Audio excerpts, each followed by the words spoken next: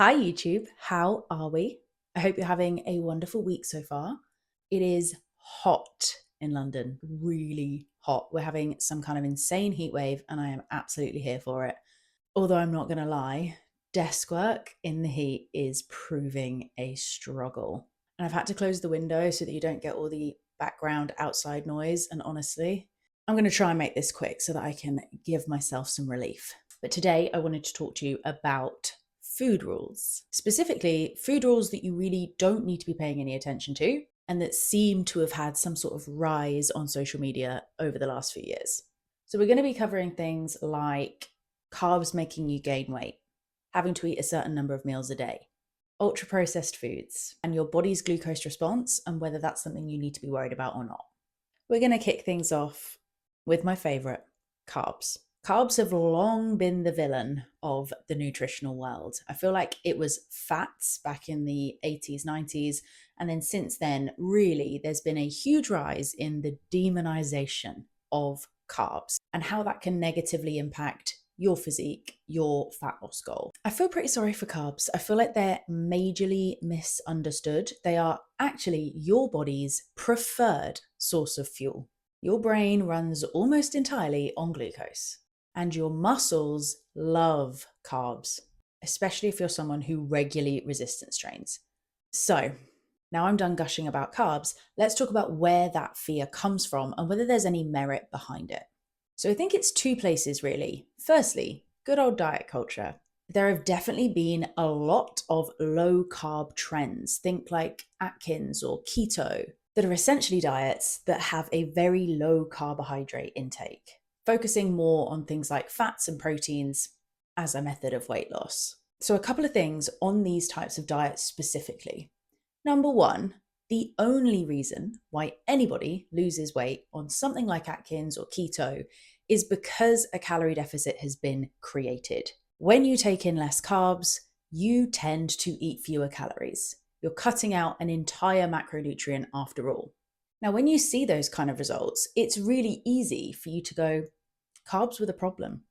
I cut them out and I lost a load of weight. It makes sense on the surface. The other thing about these diets is they tend to work pretty quickly, at least if you were consulting the scale.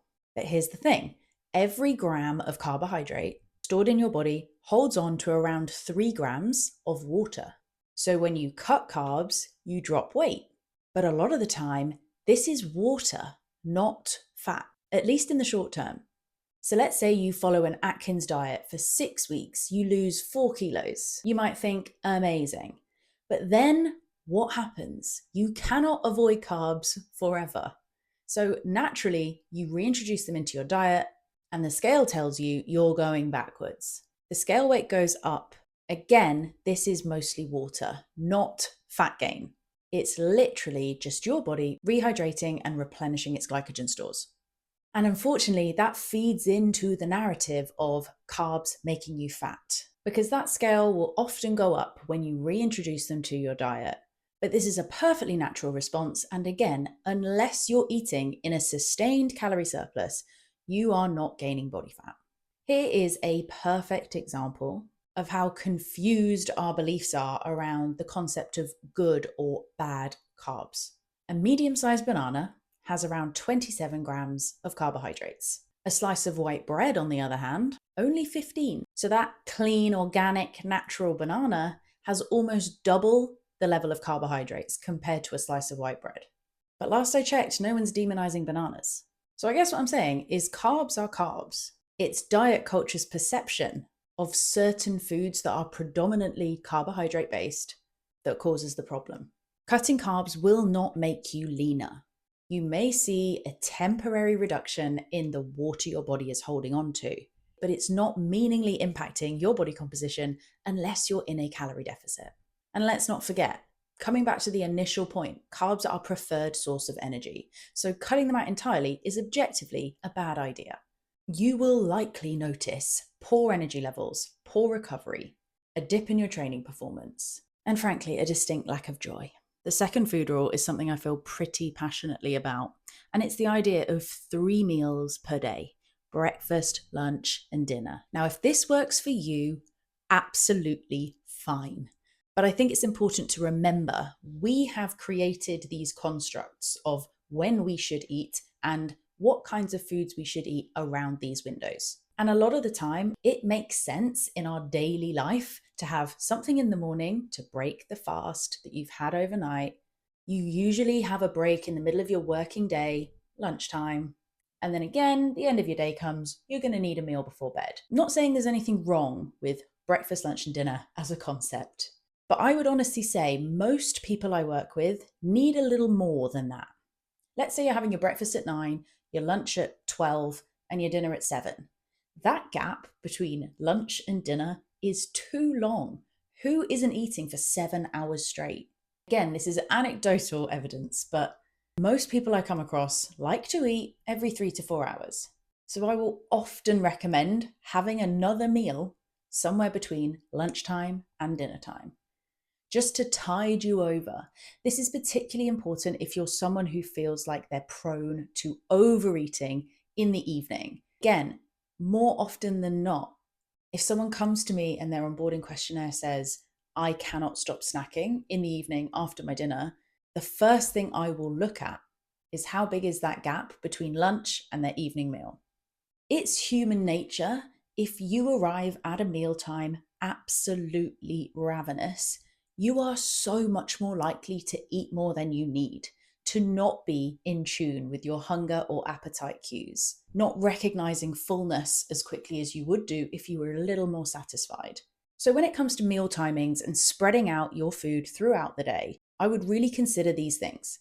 Are you fueling correctly or appropriately based on your activity level? Are you hitting your daily protein needs? And are you spacing out your energy intake so that you're not starving at any one point throughout the day? Something that I'll use often with clients is the hunger and fullness scale. Now, the idea being we want to stay in the sweet spot, which is somewhere between 3 and 7. If you regularly allow yourself to stay around that 1, 2 mark, your propensity to jump all the way up to the 8, 9s, and 10s is much higher.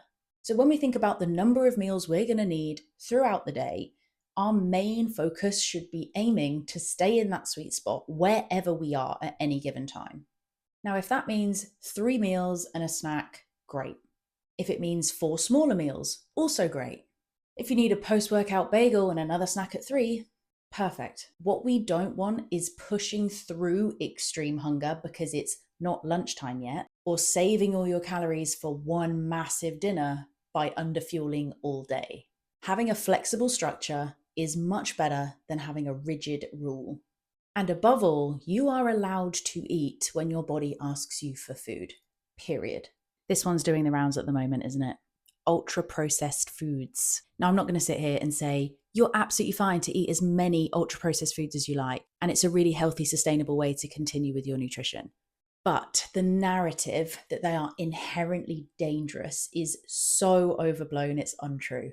The reality is, the overwhelming majority of the foods that you eat are processed to a degree. Your oat milk is processed. Your protein powder is heavily processed. The chopped vegetables that you bought in a bag, processed. Even olive oil is technically processed. They just have a nicer marketing team.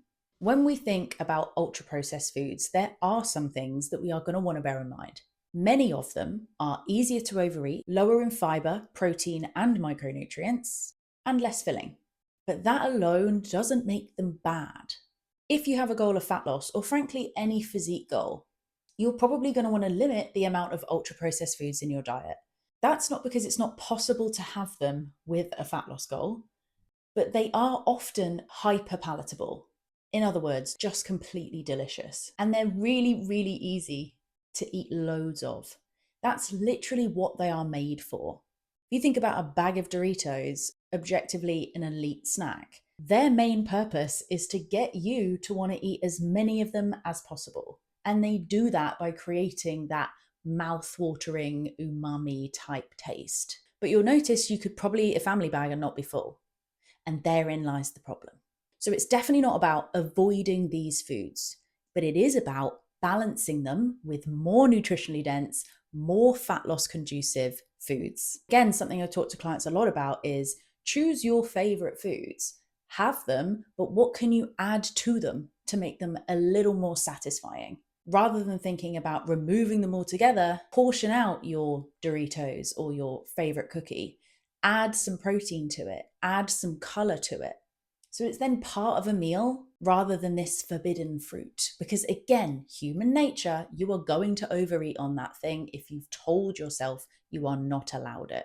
Another one that's trending pretty hard is foods that spike your blood sugar. So to put this in the most simple terms possible, your blood sugar is supposed to rise after you eat. That is a completely normal response to consuming carbohydrates. Your body digests food, breaks it down into glucose, and your blood sugar naturally rises. Your pancreas releases some insulin, then your cells absorb that glucose, and your blood sugar returns to baseline. That process is not dangerous. It is human biology. Unless you're diabetic or pre-diabetic, or you have a medical reason to monitor your blood glucose levels, these normal fluctuations are not something you need to worry about. It's not that there's no merit to pairing some carbs with perhaps some protein and some fiber, because that's going to really help with energy and generally feeling satisfied over a longer period of time. But you categorically don't need to obsess over glucose curves or wear a continuous glucose monitor to eat a piece of toast. A banana isn't dangerous, neither's white bread, neither's cereal. Your body knows how to handle glucose. It's been doing it your entire life. Unless a doctor says otherwise, glucose spikes are not bad. And your body's glucose response from a certain food tells you literally nothing about whether it is good or bad for you. So I guess to sum up, when it comes to food rules and messaging around foods and some of the narratives that you might see on social media, I would ask yourself this question. If you're ever unsure about the validity or whether it's something that you need to pay any attention to, rather than worrying about the nuance and the detail, just look for the things that nobody is disagreeing about. Even in this insane world of misinformation and zero regulation, I hope that we can all agree eating a balanced diet that prioritizes whole foods is a good way to move forward. Not just relevant for people who have a body composition goal, that is just a healthy way to live your life. Eating when physically hungry is a good thing to do. It sounds crazy even saying that, but here we are. I don't honestly love the idea of any food rules, but I do think some structures around your nutrition is a helpful thing. In terms of what those structures look like, there are some non-negotiable basics, but truly it comes down to what works best for you and understanding what actually helps your body feel its best. This is exactly the sort of thing that I help people figure out in my coaching program, the Recomp Blueprint. And you heard it here first. I've not told anyone else this yet, but I'm going to be running my next intake that's going to start on the 7th of July. If you don't already follow me on Instagram, make sure you do. I'll pop my profile in the comments. I'm going to be announcing all of the details on my page next week. I really hope this was helpful. As always, remember to like and subscribe. And if you have any questions, you can drop them in the comments. I'll see you next time. Love you. Bye.